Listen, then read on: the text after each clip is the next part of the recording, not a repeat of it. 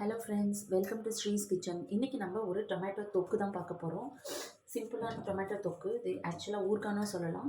இதுக்கு நான் ஒரு 5 தக்காளி எடுத்திருக்கிறேன், ஒரு 5 பல்லு பூண்டு எடுத்திருக்கேன். இதை வந்து நம்ம மிக்சியில் போட்டு நல்லா பேஸ்ட் ஆக்கிக்கலாம்.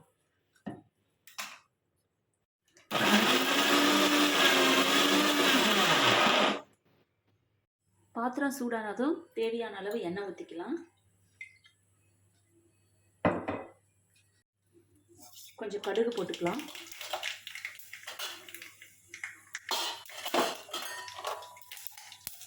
கொஞ்சம் சீரகம் போட்டுக்கலாம். நம்ம அரைச்சி வச்சிருக்கிற இந்த டொமேட்டோ தூளை அப்படியே ஊற்றிக்கலாம்.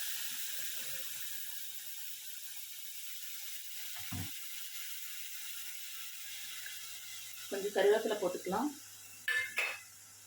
கொஞ்சமாக பெருங்காயத்தூள் போட்டுக்கலாம். இது நல்லா அந்த பச்சை வாசனை போகிற வரைக்கும் நல்லா அப்படியே மிக்ஸ் பண்ணிக்கலாம். தேவையான அளவு உப்பு போட்டுக்கலாம்.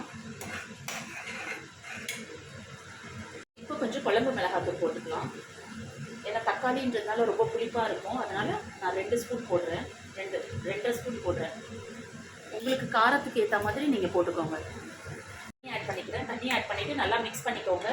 இது அப்படியே வந்து கிட்டவே இருந்து மிக்ஸ் பண்ணுறதா இருந்தால் ஹையில் வச்சுக்கோங்க. இல்லைனா வந்து ஒரு 5 மினிட்ஸ் சிம்மில் வச்சுட்டு நல்லா அது ட்ரை ஆனதுக்கப்புறமா ஆஃப் பண்ணிவிடுங்க. அவ்வளோதான், உங்களுக்கு சிம்பிளான தக்காளி தொக்கு இல்லைனா தக்காளி ஊறுகாய் ரெடி. இது வந்து இட்லி, தோசை, பூரி, சப்பாத்தி, சுட சுட சாதம், நெய் விட்டு சாப்பிடலாம். ஸோ நம்ம இஷ்டம் தான், எதில் வேணாலும் வச்சு சாப்பிட்டுக்கலாம். எண்ணெய் நல்லா தெரிஞ்சு வந்திருக்கு. இந்த ஸ்டேஜில் நம்ம ஸ்டவ் ஆஃப் பண்ணிக்கலாம். நம்மளுடைய சிம்பிள் தக்காளி தொக்கு இல்லைனா தக்காளி ஊறுகாய்னு கூட சொல்லலாம். அது ரெடி ஆகிடுச்சு. மார்னிங் வந்து குழந்தைங்களுக்கு பிரேக்ஃபாஸ்ட் லஞ்சுக்கு ரொம்ப ஈஸியாக செய்யலாம். இது நம்ம ட்ரை பண்ணி பாருங்கள். நல்லா இருந்ததுன்னா கமெண்ட் பண்ணுங்கள். தேங்க்யூ.